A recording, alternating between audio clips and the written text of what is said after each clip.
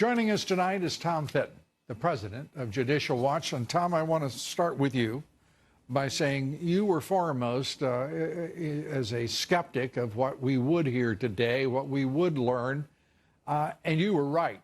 And you were early and often correct in your assessments of this Inspector General and what he would conclude.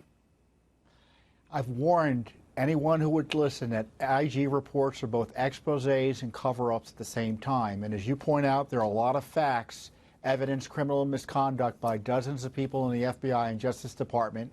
But of course, the IG takes at face value, in my view, in a dishonest way, their bureaucratic excuses for illicitly targeting the President of the United States and the presidential candidate. Nothing like it's ever happened before. And to pretend that all of these accidents happened and it was a bureaucratic snafu and take at face value their excuses, they don't remember why the rules weren't followed and why the courts were lied to, is just beggars belief. And I tell you what, I hope that Durham does his job. But I'm frankly not seeing any evidence that the Justice Department separately is conducting a serious criminal investigation of what is really the tip of the iceberg here, which was a massive operation by the Obama administration. Remember, it wasn't just the DOJ and the FBI operating. Jonathan Weiner over at the State Department, key official, helped write some of the dossier. The Pentagon paid Stephen Halper, the spy operator on the Trump campaign. You had the CIA involved. You had the NSA involved. You had foreign governments involved. And what's going on today, Lou? The coup cabal that was perpetrating these criminal activities is trying to remove the president for asking questions about Ukraine's involvement in the very scandal we're talking about. What a nightmare for our constitutional system today. It is all of that, and frankly, much more.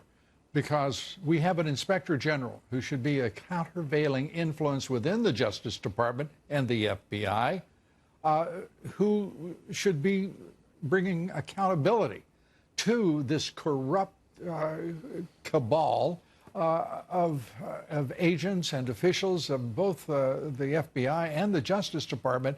Instead, what we've got here in 434 pages, without exception, is a whitewash.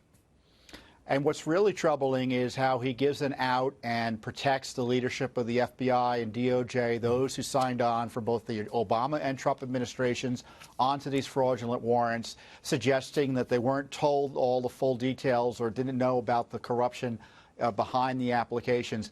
Look, the applications on their face were deficient. Anyone reading them would have said, what is going on here? Who's the politician behind this operation? Tell me more about Christopher Steele. Tell us more about these sources.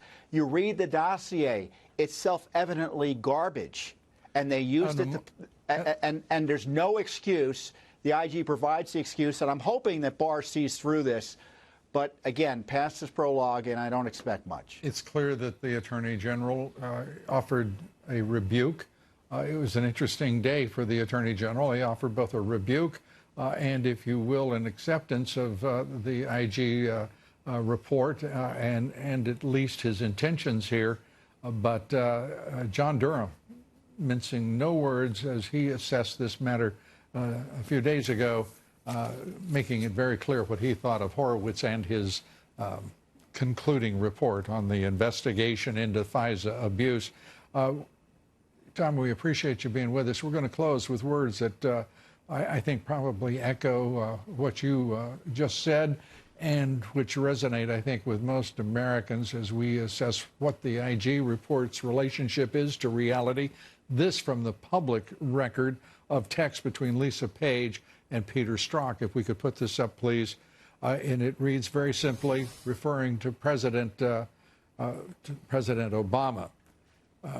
If we could turn to that.